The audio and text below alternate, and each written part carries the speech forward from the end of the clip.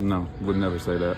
Like, there's no place for that in our league. Wouldn't say that. So even though you can't remember, you know that that was not what you said. I know it wasn't that because I wouldn't use that type of language. The Brittney Griner controversy is spiraling out of control. First, the white girl outburst caught on video. Then, a wave of wild gender rumors and calls for DNA testing flooded social media. Now the drama is exploding across the WNBA, with fans, players, and the league caught in the middle of an all-out media firestorm. It's already looking bad for Brittney, but the question is, how much worse is it going to get? Let's find out. Comment below. What do you think about all this? This whole mess began weeks ago when the Atlanta Dream faced the Indiana Fever. That game was fire from the tip-off. Griner was already frustrated, and her shots weren't falling. Her team was down. And then came Caitlin Clark. And the shot clock. There's a lot of bumping and chippiness at half court between Ryan Howard and Caitlin Clark. Caitlin, the rookie, the rising star, had the ball. She zigzagged around defenders like they were cones. Every time she touched the ball, the crowd got loud. But Brittney didn't like that. On the next play, there was contact. Caitlin Clark hit the floor and a foul was called. Brittney Griner looked shocked as she stared at the referee. Then, she walked over to the bench. But just wait until you see what happens next. Griner sat down and let out a loud, angry rant. Cameras caught her lips moving. But what did she say? That's where things got wild. Some people online believed they knew. They zoomed in, slowed it down, and claimed she said something terrible. Faux-ing white girl. Now that's serious. But Griner denied it right away. A lot of people believe what you said was effing white girl or effing white girls. Is it possible that's what you said? No, would never say that. I was mad. I fouled out. I honestly don't even remember what I said, she told a reporter days later. Then came the twist. The reporter asked her straight up, "Did you say that?" Griner replied, "No, I wouldn't use that kind of language." But here's where it gets even messier. That moment sparked more than just talk about sportsmanship. People started digging into Griner's past. Her arrest in Russia? Back in the headlines. The hashish oil? Back in the spotlight. You won't believe what resurfaced. Back in 2022, Griner was caught carrying vape cartridges with hash oil into Russia. She said it was an accident, but Russia didn't care. They sentenced her to 9 years in prison. 9. In a country where laws work very differently. As the agent tells her to search her backpack. So you reach down, because you've been told to go through your bag. Yep. And you felt the cartridge.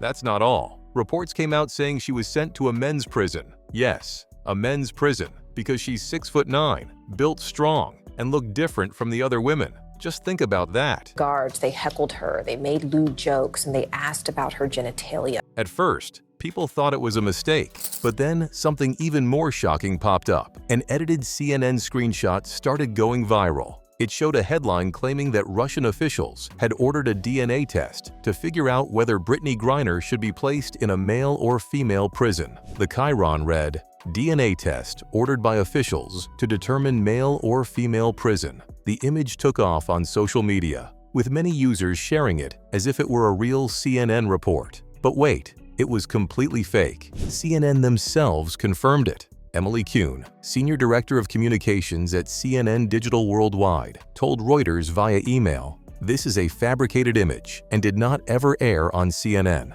In fact, there's no record of such a report ever being broadcast." Reuters reviewed CNN's video archives and website and found no article, clip, or segment matching the viral screenshot. They also noted that the font used in the fake image didn't match CNN's standard on-air typography, which can be seen on their official site and video player. So, where did all this start? It wasn't random. For years, Griner has spoken openly about the bullying and rumors she's faced because of her appearance. In ESPN's 2015 Body issue, where she posed nude along with other athletes, Griner addressed those whispers directly. "I've heard, oh, she's not a female, she's a male. People thought I was tucking," she said. "Let me show that I embrace the flatness. I just want people to see somebody who embraces being naked, embraces everything about them being different." So no, there was no DNA test ordered by Russian officials, no CNN report, just another viral hoax targeting an athlete who's long been in the spotlight. Still,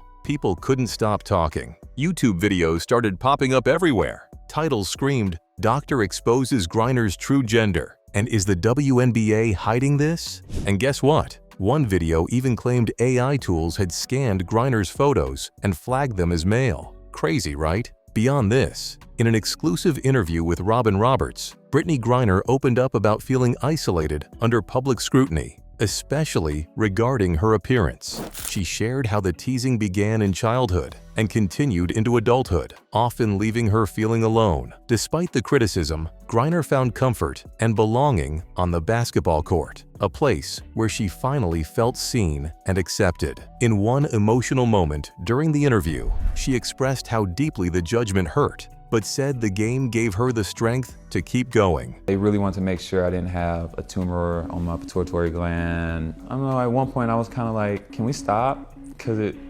doesn't feel the best. But public didn't care about anyone's emotions and don't where to draw a limit line. People went into full detective mode. They further dug up old Instagram videos. Some claimed her chest looked like a man's. Others said Instagram didn't even flag a topless post because the AI thought it wasn't female. Sounds wild? Because it is. Now back to that ESPN interview.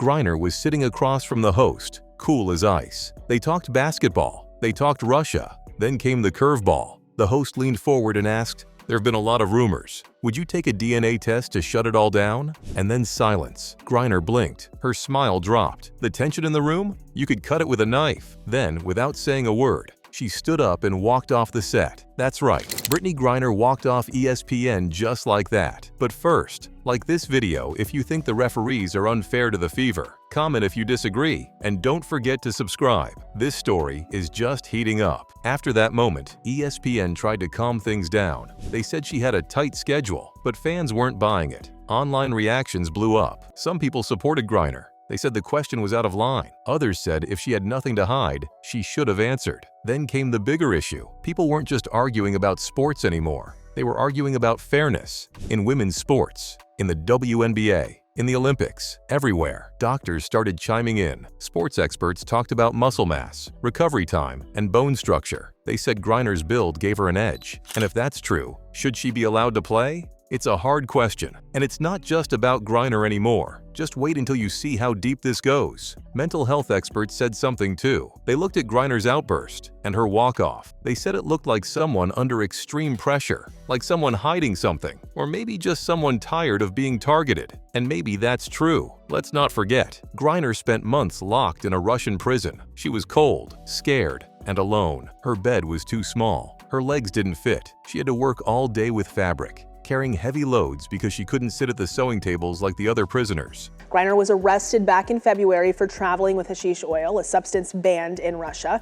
She was sentenced to 9 years in prison in August. Eventually, she came home in a prisoner swap for an arms dealer. But did she ever truly come back? Because now, every move she makes is watched. Every word she says is judged. Every photo, every foul, every mistake picked apart. And then there's Caitlin Clark. She's America's new favorite, the rookie with the three-point magic, the one filling stadiums, the one getting endorsements. And some WNBA players, they don't like that. You won't believe what one fan said. They're just jealous because she's white and winning. That kind of talk doesn't help. Others say the league itself is protecting Griner and that they're staying quiet to avoid a scandal. No fines. No statements, just silence. But silence is loud. Think about it. If Clark had elbowed Griner and said something racial, would the league stay quiet? Probably not. So why is this different? We've seen this story before in other sports. When questions start, fans stop watching, sponsors pull back, trust fades, and a whole league can crash. So here's the question. Should the WNBA finally speak up? Should they do DNA tests? Should they clear the air once and for all? That leads us to you. What do you think?